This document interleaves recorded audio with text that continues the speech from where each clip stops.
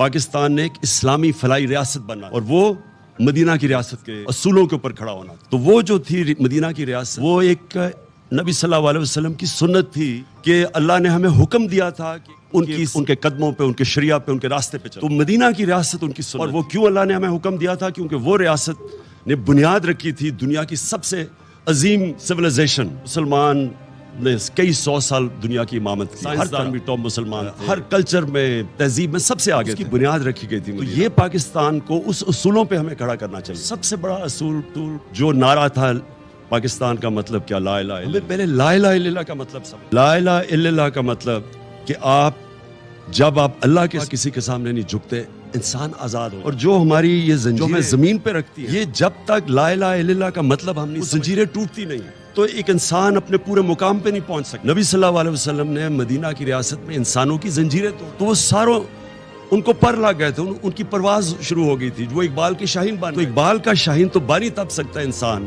جب وہ اپنی زنجیریں توڑتا ہے جو ہمیں زمین پہ رکھتے ہیں. سب سے بڑی زنجیر ہے خوف کی زنجیر. یہ جو خوف ہے، جو قرآن میں اللہ کہتا ہے کہ جو لوگ ایمان لے آئیں میں ان کے خوف دور کر دوں. خوف کیسے دور ہوتے ہیں؟ جب اپنی زنجیریں توڑتے ہیں. خوف کی موت کا ڈر، مجھے کوئی ذلیل کر دے گا. اللہ نے اپنے ہاتھ میں ذلت رکھ. رزق کا ڈر کہ میری روزگار نہ چلے. یہ سارے وہ خوف انسان کو کی پرواز روکتے ہیں. تو علامہ اقبال نے جب کہا نا کہ اس رزق بہت اچھی ہے، جس رزق سے پرواز میں کوتاہی، جو چیز انسان کو اپنے مقام پہ پہنچنے کی، لا الہ الا اللہ ایک ایسا چیز ہے جو سب کچھ زنجیریں توڑ دیتا ہے. میں آج جو اس رات پہ اپنی قوم کو کہتا ہوں کہ دعا کریں. یہ جو ہماری آزادی، ہماری پرواز کے راستے میں ایک باہر سے مداخلت اور پھر سازش، ایک پتلے بٹھائے گئے ہیں، سب کو دعا کرنا چاہیے کہ ہماری یہ پرواز جو روک رہی ہے، جو قوم نے عظیم قوم، اس کے لیے ہم اپنی زنجیریں توڑیں، ہم آگے بڑھ سکیں. ہم غلامی کی زنجیریں، سب کو اس کی دعا کرنی چاہیے. کیونکہ کبھی بھی کوئی انسان بڑا انسان نہیں بن سکتا جس کے ذہنی غلامی ہو.